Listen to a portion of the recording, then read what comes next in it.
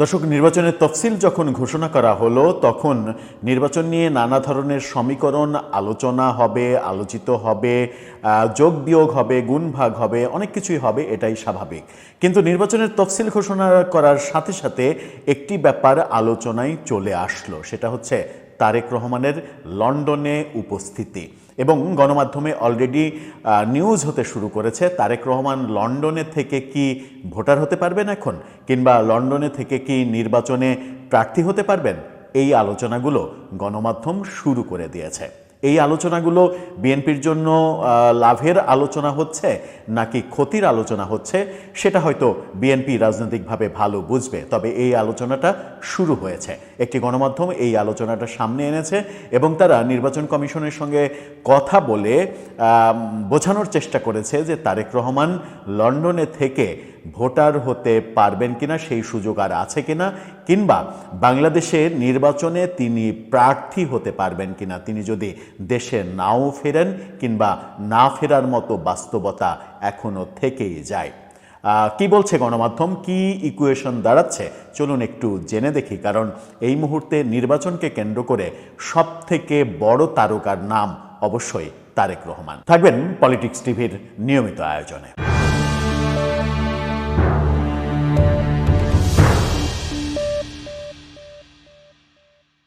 দর্শক, বলছিলাম নির্বাচনের তফসিল ঘোষণার প্রাক্কালে তারেক রহমানকে নিয়ে নানা ধরনের আলোচনা গবেষণা শুরু হয়ে গেছে, শুরু হবে, এটাই স্বাভাবিক। কারণ তারেক রহমান এক্সিস্টিং যে দলগুলো সেই দলগুলোর মধ্যে সবথেকে বড় দলের প্রধান নেতা, বলা যায় প্রধান নেতা, যেহেতু বেগম খালেদা জিয়া হাসপাতালের বেডে শুয়ে মৃত্যুর সঙ্গে পাঞ্জা লড়ছেন, সেই মুহূর্তে তারেক রহমানই বিএনপির হাল ধরে আছেন, অনেক দিন থেকেই হাল ধরে আছেন।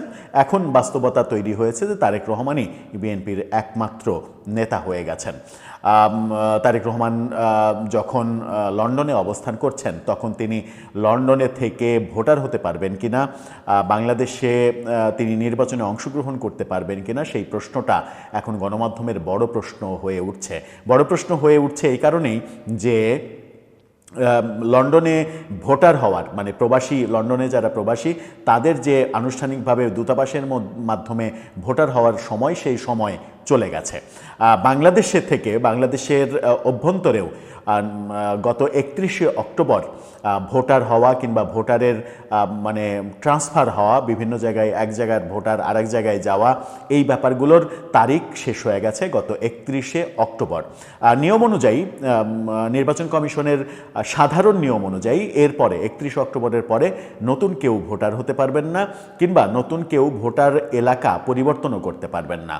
কিন্তু নির্বাচন কমিশন থেকে তথ্য বলা হচ্ছে, গণমাধ্যম জাগো নিউজ বলছে যে তথ্য, সেটা হচ্ছে যে তারেক রহমানের ক্ষেত্রে নাকি বিশেষ নিয়ম মানে চলে আসবে, মানে নির্বাচন কমিশন বিশেষ নিয়ম চলে আসবে এটা তো আর বলেনি। নির্বাচন কমিশন বলার চেষ্টা করেছে যে আইনের অনেক ফাঁক ফোকর আছে, সেই ফাঁক ফোকর দিয়ে যে কোনো সময়, অর্থাৎ 29শে ডিসেম্বর যে মনোনয়নপত্র দাখিলের শেষ দিন, 29শে ডিসেম্বরের আগে যে কোনো সময় তিনি ভোটার হতে পারবেন এবং ভোটার হওয়ার মাধ্যমে তিনি প্রার্থীও হতে পারবেন। কি বলছে জাগো নিউজ 24?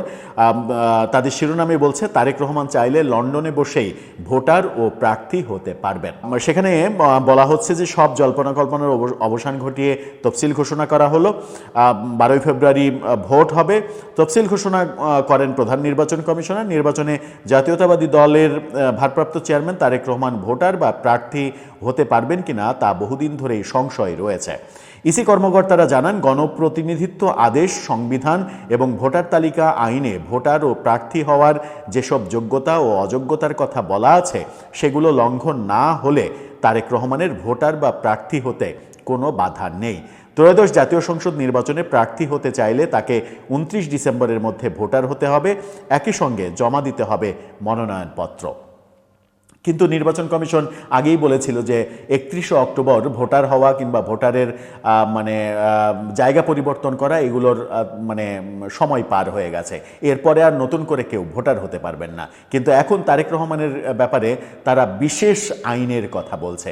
এর আগে তাদের কাছ থেকে যে আইনের ব্যাপারগুলো আমরা শুনেছিলাম সেটা হচ্ছে যে নির্বাচন কমিশনের 5 সদস্য 5 জনই যদি রাজি হন তাহলে যে কাউকে ভোটের আগের দিন পর্যন্ত ভোটার করা যেতে পারে, এটা মানে নিয়ম।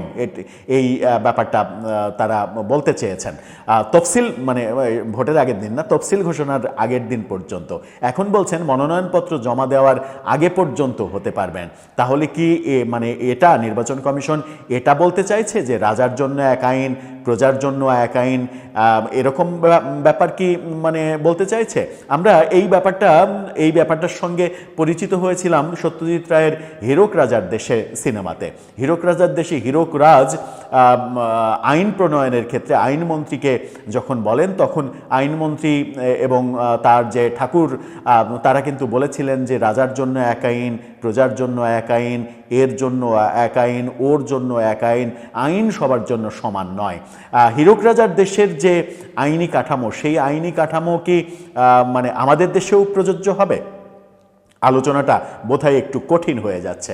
আলোচনাটা কঠিন করতে চায় না, কিন্তু নির্বাচন কমিশনের ভূমিকা নিয়ে প্রশ্ন তোলার অবকাশ রয়েছে। নির্বাচন কমিশন যদি বলেন যে কোনো ব্যক্তি মানে মনোনয়নপত্র জমা দেওয়ার আগের দিন পর্যন্ত ভোটার হতে পারবেন কিংবা তিনি ভোটার হয়েই মনোনয়নপত্র জমা দিতে পারবেন, তাহলে তো সেই আইনটা সবার জন্যই প্রযোজ্য হবে। তাহলে নির্বাচন কমিশন এর আগে বলল কেন যে 31শে অক্টোবর ভোটার হওয়ার সময়সীমা শেষ হয়ে গেছে?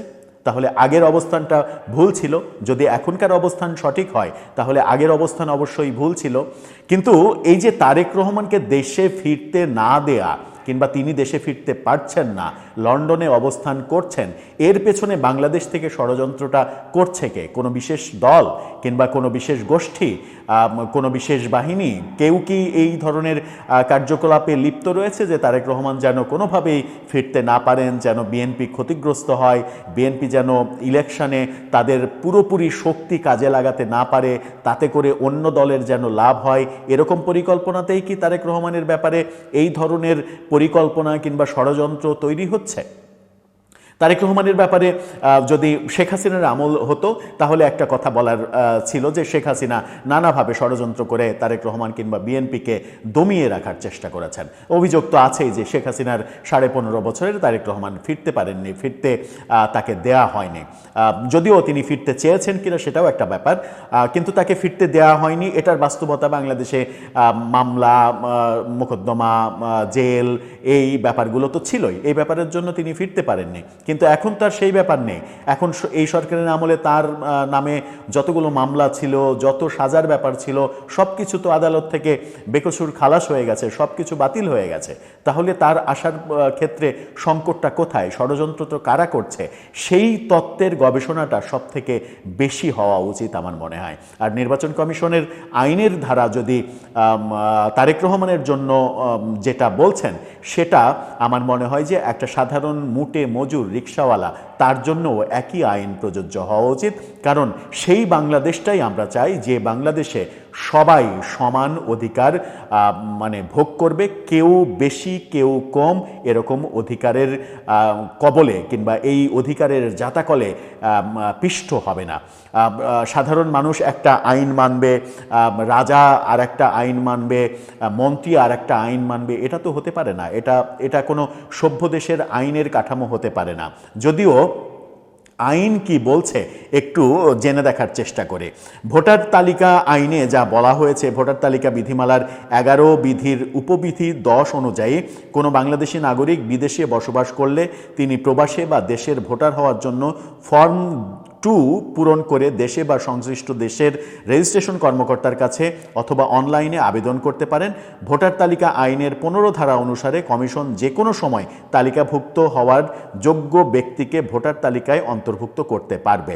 এই যে আইনে স্পষ্ট লেখা আছে যে যে কোনো সময় ভোটার যে কেউ হতে পারবে, তাহলে নির্বাচন কমিশন কেন বলল যে বিদেশে ভোটার তালিকা হালনাগাদকরণের টাইম শেষ হয়ে গেছে?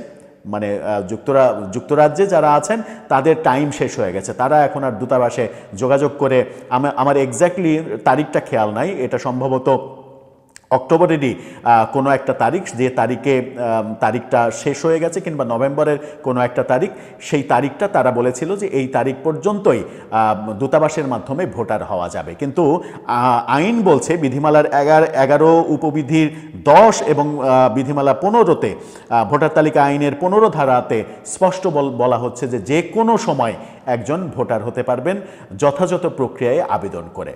তাহলে এই যে নির্বাচন কমিশনের এই যে মিস ইনফরমেশন দেয়া, এই মিস ইনফরমেশনে কি মনে হয়, মিস ইনফরমেশন দিলে কি মনে হয় যে প্রজার জন্য এক আইন মনে হয়, রাজার জন্য আর এক আইন মনে হয়, কিন্তু আইনি কাঠামো তো তা বলছে না। আইনি কাঠামো স্পষ্ট বলছে যে যে কোনো সময় তিনি ভোটার হতে পারবেন। সুতরাং তারেক রহমানের ক্ষেত্রে এটা প্রযোজ্য হবে যে তিনি যে কোনো সময়, অর্থাৎ তিনি যদি প্রার্থী হতে চান, ভোটার তারপরেও হতে পারবেন, কিন্তু যদি প্রার্থী হতে চান তাহলে 29শে ডিসেম্বরের আগে তাকে ভোটার হতে হবে। এখন প্রশ্ন আসে, অনেকেই বিএনপি যারা করেন অনেকেই প্রশ্ন আনেন যে তারেক রহমান কি 96 সালে কিংবা 2001 সালে ভোট দেননি? 2001-এর ভোটে কি তারেক রহমান ভোট দেননি? তখন কি তিনি ভোটার ছিলেন না? তখন যদি তিনি ভোটার থাকেন, তিনি যদি ভোট দিয়ে থাকেন, তাহলে তারেক রহমান বাংলাদেশের ভোটার না, এই কথা বলা হচ্ছে কেন? এটা একটা যৌক্তিক প্রশ্ন। এই ভ্যালিড প্রশ্নের একটা সিম্পল উত্তর আছে, সেটা হচ্ছে যে আওয়ামী লীগ সরকার আসার পরে ভোটার তালিকা যে ডিজিটালাইজ করলো, ছবিসহ যে ভোটার তালিকা করলো, সেই ছবিসহ ভোটার তালিকা করার প্রেক্ষাপটে সেই তালিকার আগে যে তালিকা, সেই তালিকা কিন্তু বাতিল হয়ে গেছে। ছবিসহ ভোটার তালিকা যখন হয়েছে, আওয়ামী লীগের আমলে যে আপগ্রেডটা করা হয়েছে, সেই আপগ্রেডটাই বাংলাদেশের বৈধ ভোটার তালিকা। তার আগে মানে অ্যানালগ তালিকা যেটা ছিল, ছবিবিহীন ভোটার তালিকা যেটা ছিল, সেটা কিন্তু বাতিল হয়ে গেছে। আর সেটা বাতিল হয়ে গেছে বলেই 96 সালে, 2001 সালে যে নির্বাচনে তারেক রহমান ভোট দিয়েছেন এবং ভোটার ছিলেন, সেই ভোটার তালিকা এখন আর কার্যকর নেই বলেই তার ক্ষেত্রে বলা হচ্ছে তিনি বাংলাদেশের ভোটার না। তিনি যেহেতু 2008-এ চলে গিয়েছিলেন এবং 2009-এর জানুয়ারিতে আওয়ামী লীগ সরকার শপথের পরে তারা ক্ষমতায় এসে এই ছবিসহ ভোটার তালিকার ব্যাপারটা করে, সেই কারণে তারেক রহমানের আপডেট যে ভোটার তালিকা, সেই তালিকায় ভোটার হিসেবে নাম নেই, যে কারণে তারেক রহমানের স্ত্রী জোবাইদা রহমান মাঝখানে এসে বাংলাদেশে কিন্তু ভোটার হয়েছিলেন। এই কারণেই তার ভোটার হওয়ার প্রয়োজন। এখন বাস্তবতা কি দাঁড়াচ্ছে? বাস্তবতা হচ্ছে যে তারেক রহমান আইন অনুযায়ী যেটা বলা হচ্ছে যে তিনি বিদেশে থেকেও, মানে ইসি কর্মকর্তারা বলেন, তফসিল ঘোষণার পরেও কমিশন আইনগত যোগ্যতা পূরণকারী যে কোনো নাগরিককে ভোটার হিসেবে অন্তর্ভুক্ত করতে পারে। তার মানে তার ভোটার হওয়ার ব্যাপারে কোনো সংশয় নেই এবং আইনেও কোনো ব্যত্যয় নেই। আইনে শুধু তারেক রহমান না, যে কোনো একজন মুটে মজুর তিনিও একই আইনে যে এই তফসিল ঘোষণার পরেও ভোটার হতে পারবেন। প্রার্থী হতে হলে কি হতে হবে? ত্রয়োদশ জাতীয় সংসদের নির্বাচনের তফসিল অনুযায়ী 29 ডিসেম্বর মনোনয়নপত্র দাখিলের শেষ দিন।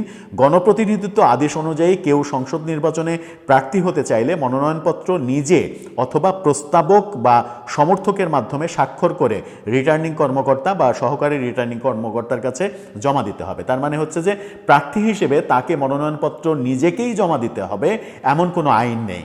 তার প্রতিনিধি হিসেবে অল্টারনেটিভ দুইজন আছে, প্রতিনিধি হিসেবে মনোনয়নপত্র দাখিল করতে পারেন। সুতরাং তার যে ফিজিক্যালি উপস্থিত হয়ে মনোনয়নপত্র দিতে হবে এমন কোনো বাধ্যবাধকতা নেই। যে ফর্ম, নির্বাচন কমিশনের যে ফর্ম, সেই ফর্ম একজন লন্ডনে নিয়ে যাবে, লন্ডনে নিয়ে যেয়ে সেই ফর্ম ফিল আপ করবে, তার যে হার্ড কপিতে সাইন দরকার সেই হার্ড কপিতে সাইন করবে। এখন তো অনলাইনেও সব কিছু করা যায়, অনলাইনেও তিনি মনোনয়নপত্র জমা দিতে পারেন। সুতরাং লন্ডনে বসে থেকেই তিনি বাংলাদেশে নির্বাচনে অংশগ্রহণ করতে তার কোনো সমস্যা নেই, আইনি বাধা নেই। যে যত আইনি মারপ্যাসের কথাই বলুক না কেন, তারেক রহমানের ভোটার হতে কোনো ধরনের কোনো আইনি সমস্যা নেই। কিন্তু বড় প্রশ্ন হচ্ছে এত আইন ঘাটাঘাটি কেন করতে হবে? কেন এই মুহূর্তে সব থেকে বড় দলের প্রধান ব্যক্তিকে বিদেশে বসে থাকতে হবে? তার দল নির্বাচন করবে, কিন্তু সেই নির্বাচনের সময় তিনি ফিজিক্যালি উপস্থিত থাকতে পারবেন না। এই বাস্তবতা কেন হবে? এই বাস্তবতা কি কারণে হচ্ছে, এর পেছনের কারণ অনুসন্ধান করা বোধহয় খুব জরুরি। আমরা নিশ্চিত যে আগামী নির্বাচনে যদি বিএনপি সরকার গঠন করে, তাহলে সরকার গঠনের পরে এই সময়ে যে বাস্তবতা, তারেক রহমানও বলছেন যে এটা ওপেনলি বলা যাবে না, ফেসবুক স্ট্যাটাসে যেটা লিখেছেন সেটাও হয়তো আমরা তখন জানতে পারবো, তখন আমরা ক্লিয়ার হতে পারবো যে আসলে এর পেছনে কলকাঠি কারা নাড়াচ্ছিল, সেই পক্ষ কি দেশের পক্ষ নাকি বিদেশি কোনো শক্তির থেকে এরকমটা হচ্ছিল। দর্শক, বিএনপির জন্য সুখবরের ব্যাপারটা সেটা হচ্ছে যে তারেক রহমানের ভোটার হতে কিংবা ভোটে প্রার্থী হিসেবে অংশগ্রহণ করতে লন্ডনের থেকে হলেও কোনো ধরনের কোনো আইনি ঝামেলা নেই। তাহলে কি তিনি লন্ডনে থেকেই ভোট করবেন, নাকি মির্জা ফখরুলের গতকালকের ভাষ্য অনুযায়ী তারেক রহমান যেদিন ফিরবেন সেদিন যেন দেশ কেঁপে ওঠে? এটা বাস্তবতা যে দেশে একটা কাঁপন ধরবে, সেটা বাস্তবতা, কিন্তু কাঁপনটা নির্বাচনের আগে ধরবে নাকি নির্বাচনের পরে ধরবে, সেটাই সবথেকে বড় জিজ্ঞাস্য। আপনার মন্তব্য জানিয়ে লিখতে পারেন আমাদের কমেন্ট বক্সে।